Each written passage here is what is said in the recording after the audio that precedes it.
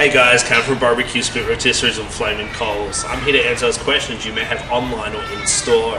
One of the most common questions we get asked around spit roasting is, how many people can I feed when I cook a whole animal?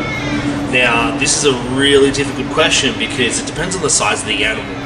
But if we're talking pigs, your average size pig, I like about a 14 kilo pig, and that will do with the belly not stuffed with anything.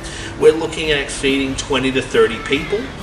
With the belly stuffed, it could go up to 40 people, depending on the meat or what you stuff it with. Say a 20 kilo lamb, 17 to 20 kilo lamb, you may feed 40 people off. So we average that off at about 300 grams per person.